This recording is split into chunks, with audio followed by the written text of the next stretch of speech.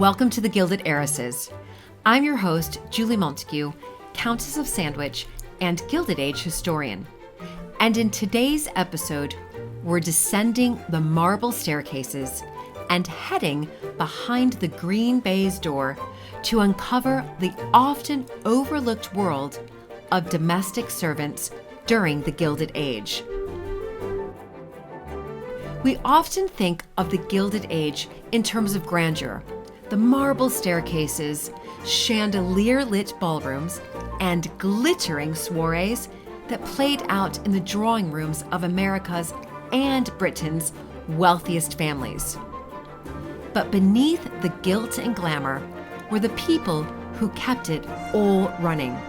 The maids, butlers, cooks, and footmen, whose labor sustained the illusion of effortless elegance.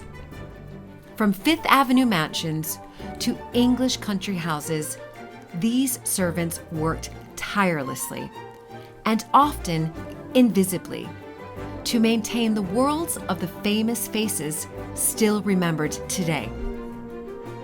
While their employers changed for luncheons, social calls, and garden parties, servants scrubbed, starched, and stood silently in the background, expected to anticipate needs, suppress their own, and remain unwaveringly loyal. But what did life truly look like for those working below stairs in a Gilded Age household?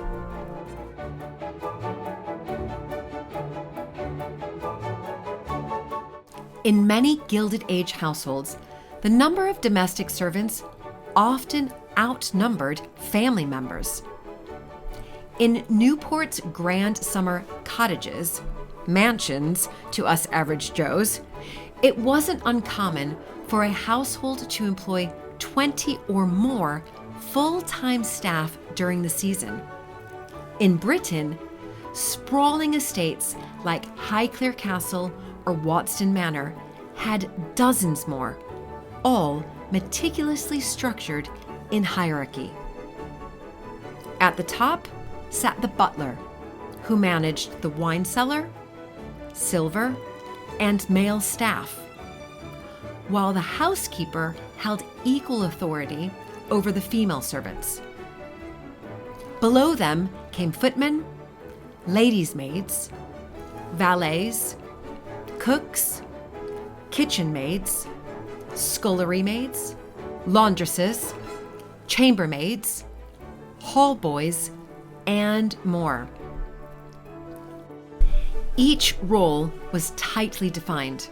Footmen were prized not just for their service, but for their appearance too, with tall, well-turned-out men who lent grandeur to the dining room preferred. Ladies' maids oversaw their mistress's wardrobe and toilette, while scullery maids, as the youngest and lowest-ranking female servants, started their day before dawn, washing pots and lighting kitchen fires. Days could easily stretch 14 to 18 hours, with few breaks and even fewer days off.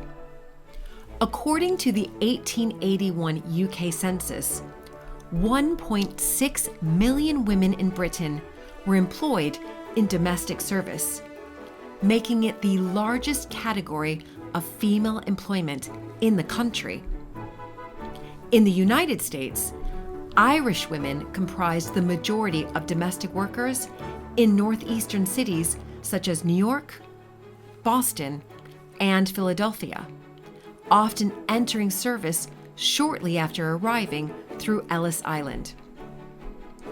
German immigrants were more commonly found in domestic roles across the Midwest, while Chinese and Japanese servants were concentrated on the West Coast. In the South, African Americans, particularly women, formed the backbone of domestic labor, often having little choice but to continue a legacy of servitude in the post-emancipation era.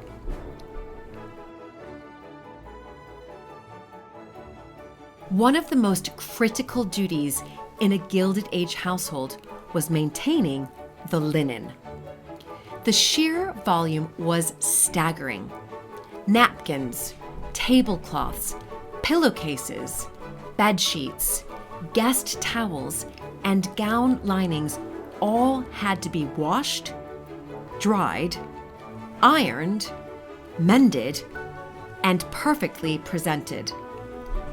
Laundresses, often among the hardest working and least visible staff, performed grueling work amid heat, steam, and harsh chemicals.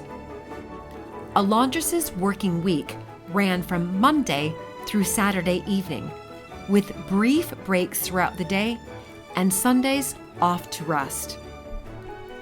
Laundering an average-sized household's weekly linen could take days of labor. And with elite families changing outfits multiple times a day, the turnover was relentless. Then came the servants' hall, a central hub for all the domestic staff of the house, and a social world unto itself. Although strictly hierarchical, at least in larger estates, with sections designated for different ranks of domestic staff, it provided some sense of community. Here, meals were eaten, birthdays celebrated, romances, grievances, and more played out quietly beneath the grandeur above. For all their long hours and meager wages, domestic servants were expected to uphold exacting standards of behavior.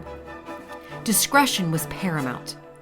Servants were discouraged and sometimes even forbidden from speaking unless spoken to, and personal opinions were never to be expressed in front of employers.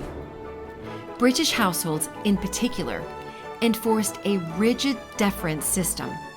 Servants stood at attention until dismissed, and a misplaced glance or overfamiliar tone could result in instant dismissal. Wages varied by region and role. In Victorian Britain, a housemaid might earn 18 to 25 pounds per year, while a butler could earn 50 pounds or more. In the US, live-in maids could earn around $18 to $25 per month, which included meals and lodging. While some staff stayed in service for decades, becoming trusted fixtures in the household, others faced an unending cycle of short-term contracts, layoffs, or relocations. Loyalty was valued, but often not reciprocated in kind. A single mistake, breaking a dish, falling ill, or attracting scandal could mean instant dismissal without reference. For women especially, domestic service could be both opportunity and entrapment. It provided room, board, and a steady wage, but also left little room for marriage, independence, or upward mobility. Despite the rigid hierarchy and pressures of domestic service, however, some staff did manage to form long-lasting bonds with their employers. Ladies' maids and valets, who worked in close proximity to their mistresses and masters, often spent many years in service and became trusted confidants. While the nature of their relationship was shaped by class and duty, these senior household roles occasionally blurred the lines between employer and personal ally, albeit always within strict social limits. In her 1970 book, The Lady's Maid, My Life in Service, Rosina Harrison describes a nuanced relationship with her mistress, the formidable Nancy Astor, showcasing how such roles could foster mutual respect over time, albeit with some perseverance.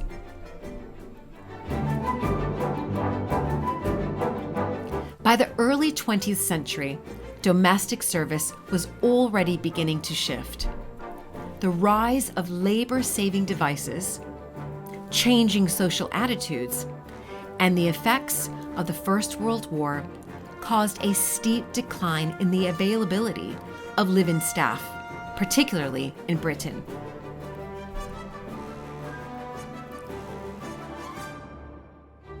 Former servants also began writing their own stories, and memoirs and oral histories revealed a more complex picture, one that included camaraderie between workers, indignities suffered, quiet rebellion, and pride in the craft of service.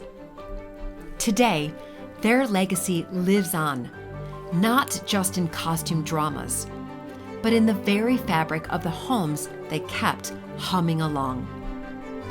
For every silk gown smoothed, silver tray carried, and floorboards swept, there was a servant behind it. Their stories often went untold, tucked behind heavy double doors or lost in the shadow of their employer's splendor. But without them, the Gilded Age would have been far less gilded. They polished the surface that society admired, and in doing so, shaped the world we still romanticize today. Thank you for joining me for this week's episode of The Gilded Heiresses. I'm your host, Julie Montague, Countess of Sandwich, and until next time, stay curious.